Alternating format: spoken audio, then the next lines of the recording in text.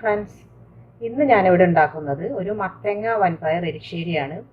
അതിനുവേണ്ടി ഞാൻ 3/4 കപ്പ് വൻപയർ ഒരു 3 മണിക്കൂർ വെള്ളത്തിലിട്ട് വെച്ച് കുതിർത്തെടുത്തതാണിത്. പിന്നെ വേണ്ടത് 2 കപ്പ് മത്തങ്ങ.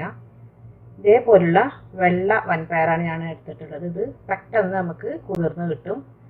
ഒരു ചുവന്ന കളറിലുള്ള വൻപയർ നമുക്ക് കിട്ടും. അത് കുറച്ചും കൂടെ വെള്ളത്തിലിട്ട് വെക്കേണ്ടി വരും. അപ്പോഴേ നമുക്ക് നന്നായിട്ട് കുതിർന്ന് കിട്ടുള്ളൂ. ഒരു 4-5 മണിക്കൂർ വെള്ളത്തിലിടേണ്ടി വരും. അത് വേണമെങ്കിൽ എടുക്കാം. അത് കുറച്ചും കൂടെ വേവുണ്ട്. ഇത് പെട്ടെന്ന് നമുക്ക് കുക്കായി കിട്ടും. അപ്പോൾ നമുക്ക് ആദ്യം ഈ വൻപയർ ഒരു കുക്കറിലിട്ട് ഒരു 85% നമുക്ക് വേവിച്ചെടുക്കാം.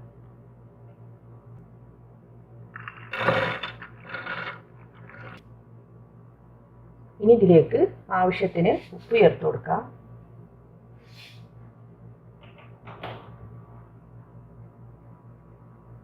പിന്നെ ഒരു 1/2 ടീസ്പൂൺ മഞ്ഞൾപ്പൊടി ചേർത്ത് കൊടുക്കാം.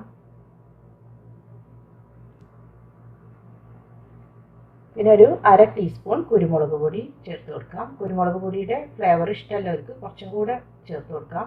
ഞാനിപ്പോൾ ഇവിടെ 1/2 ടീസ്പൂൺ മാത്രമേ ചേർക്കുന്നുള്ളൂ. നമുക്കൊരു 1 കപ്പ് വെള്ളം ഒഴിച്ചു കൊടുക്കാം. അതിനുശേഷം നമുക്കൊരു 85% വേവിച്ചെടുക്കാം. ഏകദേശം വേവായിട്ടുണ്ട്. ഇനി നമുക്കിതിലേക്ക് നമ്മൾ മുറിച്ച് വെച്ചിട്ടുള്ള മത്തങ്ങ ഇട്ട് കൊടുക്കാം.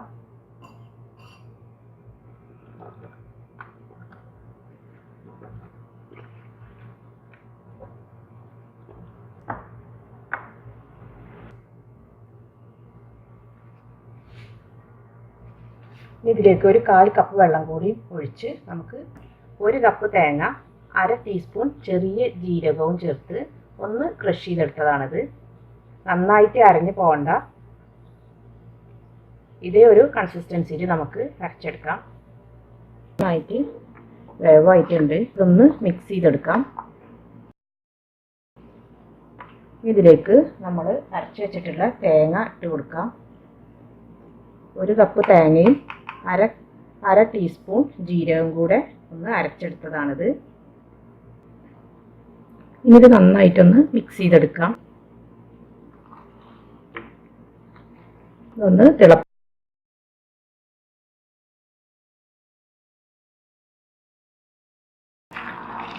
നന്നായി തിളച്ച് വന്നിട്ടുണ്ട്.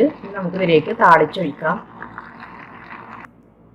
ഇപ്പോൾ ചട്ടി ചൂടായി വന്നിട്ടുണ്ട്. ഇനി നമുക്ക് ഇതിലേക്ക് അല്പം വെളിച്ചെണ്ണ ഒഴിച്ചു കൊടുക്കാം.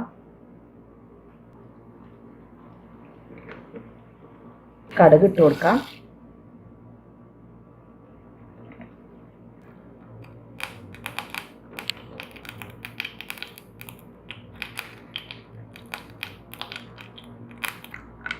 ഇനി നമുക്കിതിലേക്ക് അല്പം ഉഴുന്നുപരിപ്പ് ഇട്ട് കൊടുക്കാം.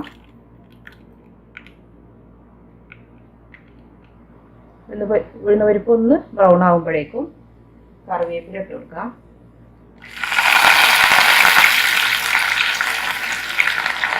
ഒരു പച്ചമുളക് ചെറുതായി മുറിച്ചിട്ടത് ചേർത്ത് കൊടുക്കാം.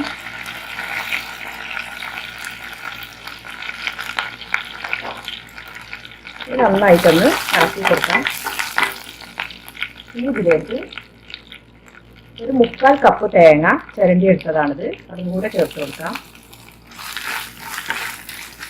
ഇത് ലോ ഫ്ലെയിമിലിട്ടതിന് ശേഷം നന്നായിട്ടൊന്ന് വറുത്തെടുക്കണം. ബ്രൗൺ കളറാവുന്നവരെ നമുക്ക് വറുത്തെടുക്കാം. ഇതിലേക്ക് അല്പം ചെറിയ ജീരകം കൂടെ ചേർത്ത് കൊടുക്കാം. ഒരു 1/2 ടീസ്പൂൺ ചെറിയ ജീരകം മതി.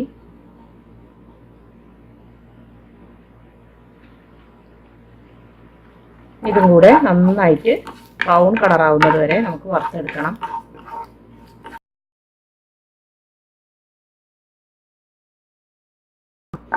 തേങ്ങ ഒരു ഗോൾഡൻ ബ്രൗൺ കളറായി വന്നിട്ടുണ്ട്.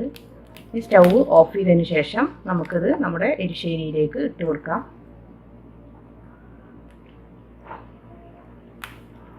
ഇത് നന്നായിട്ടൊന്ന് മിക്സ് ചെയ്തെടുക്കാം. അപ്പോൾ എരിശ്ശേരി ഇവിടെ റെഡി ആയിട്ടുണ്ട്.